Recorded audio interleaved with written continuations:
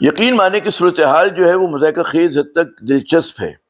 پاکستان مسلم league نواز جو ہے بڑی سنجیدگی کے ساتھ نہ صرف سوچ رہی ہے بلکہ کوشش کر رہی ہے کہ اسحاق ڈار صاحب کو جو ہے نگراں وزیر اعظم بنوا دیا جائے۔ اچھا، قطع نظر اس بات کے کہ جو مارکیٹس ہماری سوچتی ہیں، جس طرح سے سوچتی ہیں، ہمارے جو بہت سارے صف اول کے معاشی ماہرین ہیں، ان کے نزدیک تو اسحاق ڈار صاحب جو ہیں وہ پاکستان کے ناکام ترین وزیر خزانہ ثابت ہوئے ہیں۔ جب جب آئے انہوں نے ملک کو مزید مشکل میں ڈالا۔ لیکن کیا کیا جائے کہ نواز شریف صاحب کی شاہانہ خواہش ہے، ان کو اگر اعتماد ہے تو اپنے سمدھی صاحب پر ہے، انہیں وہ ہر مرض کی دوا سمجھتے ہیں۔ اور یہ بھی ہمیں سوچنے کی بات ہے کہ نواز شریف صاحب کا جو عمومی ٹریک ریکارڈ ہے، وہ جو کی عہدے ہوتے ہیں، جو بڑے عہدے ہوتے ہیں، اس پر ان کو اپنی خاندان سے باہر لوگ نظر نہیں آتے۔ تو اسی لیے بھائی، بھتیجا، سمدھی،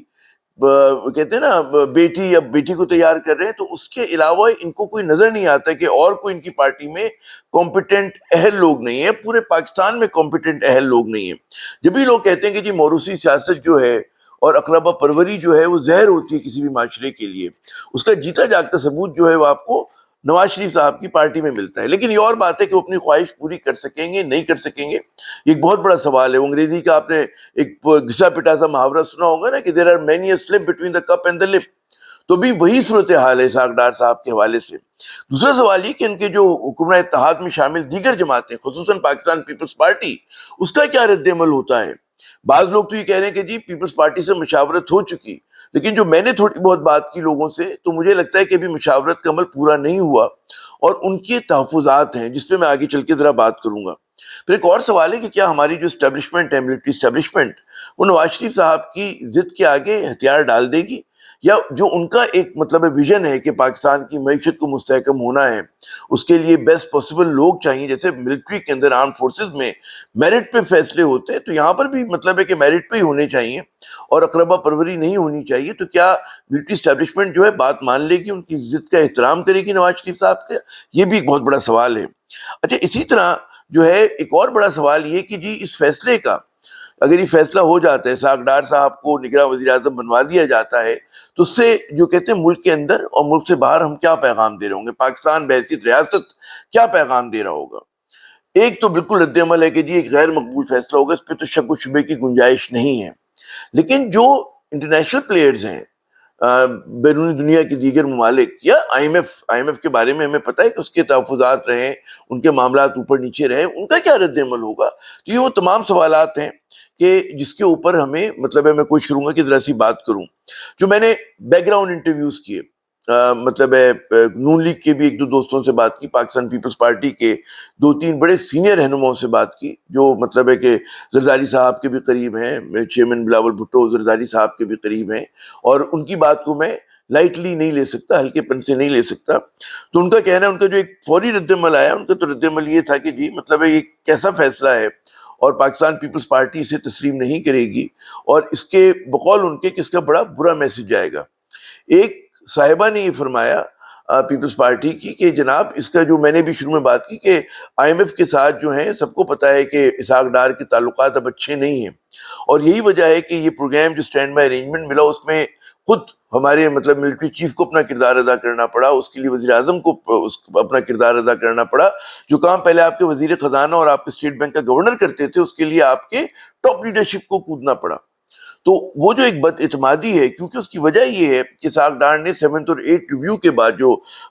مفتاح اسماعیل صاحب کے زمانے میں پورا ہوا تھا، انہوں نے اس پورے پروگرام کو ڈیریل کر دیا تھا، جس کی وجہ سے 9th ریویو مکمل ہی نہیں ہوا۔ اور پھر یکایک ہم دیکھتے ہیں کہ ایک ہمیں اسٹینڈ بائی ارینجمنٹ ملا، اور اس میں مطلب ہے پروگرام کے ڈیلے ہونے میں، نہ ملنے میں اگر کسی کے اوپر انگلیاں اٹھتی ہیں تو وہ اسحاق ڈار صاحب کی طرف۔ تو اس بات کا جو بڑا اندیہ دیا، اس بات کا واضح اشارہ دیا پاکستان پیپلز پارٹی کو رہنما خاتون نے، انہوں نے کہا کہ جی یہ ایک بہت بڑا سوال ہوگا اور اس پہ بھی بات ہوگی۔ لیکن بعض لوگ یہ کہتے ہیں کہ جی نواز شریف صاحب ایک بزنس مین ہے، بڑے کامیاب بزنس مین ہے، اور وہ کچھ لینے اور دینے پہ یقین رکھتے ہیں۔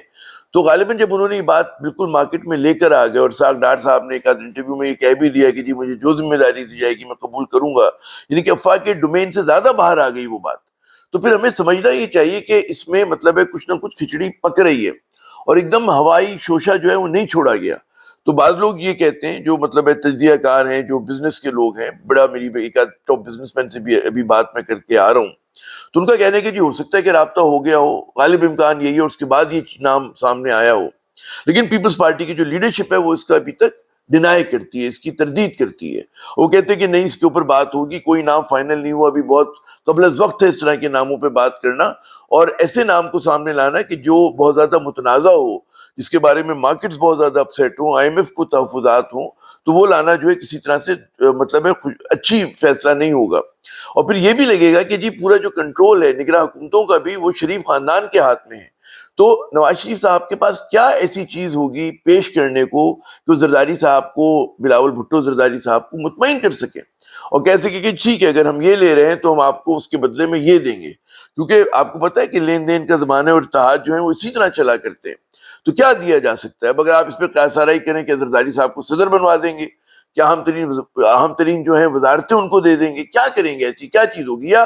وہ پنجاب کے اندر کچھ ان کے جو کی لیڈرز ہیں پیپلز پارٹی کے، ان کے لیے سیٹس جو ہیں سیٹ ایڈجسٹمنٹ کریں گے؟ تو یہ سارے سوالیہ نشان ہیں، اور ابھی کچھ طے نہیں پایا اس کے بارے میں، اور وہ دیکھتے کہ پردہ غیب سے کیا آتا ہے. لیکن جو ابھی پہلی جو رد عمل ہے پاکستان پیپلز پارٹی کا کہ وہ اس چیز کے اوپر خوش نہیں ہے. اچھا، پھر ہمارے سامنے آتا ہے ایک اور سوال کہ جی ملٹری اسٹیبلشمنٹ. اب ہمیں پتا ہے کہ اگر کسی ادارے نے سب سے زیادہ پولیٹیکل کیپٹل اپنا لوز کیا ہے اس پوری تبدیلی کے عمل میں اور پی ڈی ایم حکومت کے آنے کی وجہ سے، وہ فوج ہے. فوج پہ بہت زیادہ تنقید ہوئی ہے، اس لیے تنقید ہوئی ہے کہ بہت سارے پاکستانیوں کی نظر میں جو ہے یہ تمام لوگ جو پی ڈی ایم میں شامل ہیں، ان کے کم از کم سرکردہ افراد جو ہیں، نواز شریف صاحب ہو گئے، ان کی صاحبزادی ہو گئی، ان کے اور جو قریب قریب کے لوگ ہیں، خود اسحاق ڈار صاحب، ان پہ بڑے بڑے کرپشن کے کیسز تھے، شہباز شریف صاحب پہ، ان کے صاحبزادے پہ. پھر ہم نے دیکھا کہ اس طرح کی قانون سازی ہوتی ہے کہ وہ جو سب سے بدعنوان لوگ ہیں ان کو فیسیلیٹیٹ کیا جاتا ہے. اور لگتا یہ کہ جی جو قانون سازی اس لیے ہو رہی ہے کہ کسی طرح سے کہ ملزم کو سزا نہ ملے، وائٹ کالر کرمنل کو سزا نہ ملے، اور جو مجرم ہو اس کا جو سزا کا کوانٹم جو ہے اس کو کسی طرح کم کیا جائے. تو وہ ہم نے دیکھا کہ قانون سازی ہوئی، تو ایک طرح کا بڑا نامقبول فیصلہ ہے. عوام کی پرسیپشن میں، عوام کی عدالت میں، بہت سارے پاکستانیوں کی کثیر تعداد جو ہے وہ اس پر سوالیہ نشان اٹھاتی ہے. تو اگر جو ہے سمجھے کہ اسٹیبلشمنٹ جو ہے اس متنازع فیصلے پہ مان جاتی ہے اور جو ہے ان کی ضد کے آگے جو اس کا احترام کرتی ہے، نواز شریف صاحب کی ضد کا احترام کرتی ہے، تو اس کا میرے خیال میں ایک اور بہت ہی شدید رد عمل آئے گا. اور رد عمل یہ نہیں آئے گا کہ احتجاج ہو رہا ہو، جو کہ لوگوں کا اعتماد ہے پاکستان کی ریاست کے اوپر، اس کے اداروں کے اوپر، پارلیمانی نظام کے اوپر، جمہوریت کے اوپر، آئین کے اوپر، تمام کا تمام جو ہل جائے گا. کیونکہ آئین کی روح تو یہ کہتی ہے، بے شک آپ بعد میں تبدیل کرتے ہیں، کہ نیوٹرل غیر جانبدار سیٹ اپ ہوگا. تو اسحاق ڈار کو اگر لایا جاتا ہے، اس قسم کی کوئی اور سیاسی شخصیت آتی ہے، تو وہ تو آپ تو شروعات ہی غلط کر رہے ہیں، بسم اللہ غلط کر رہے ہیں. پنجاب میں اور کے پی میں پہلے ہی غیر جانبدار کے نام پہ جانبدار ترین حکومتیں آئی ہیں صوبائی، اس کا بھی جو ہے ملبہ لوگوں پہ گرا ہے. تو اگر آپ چاہتے ہیں کہ اگلے انتخابات صاف شفاف ہوں تو اس کے لیے کم از کم جو ہے ایسے لوگ تو ہوں. اور یقیناً ہمیں پتہ ہے کہ یہ بڑی اچھی بات ہے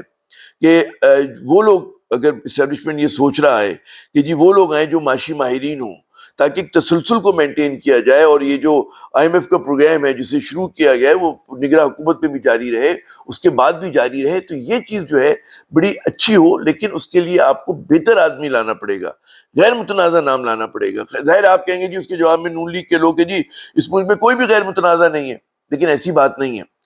آپ کو ایسے لوگ بالکل مل سکتے ہیں اور معاشی ماہرین کی صف میں مل سکتے ہیں کہ جن کے اوپر اس طرح کی جانبداری کا الزام نہ لگتا ہو. اور اسحاق ڈار پہ تو ایک پورا پیکج ہے،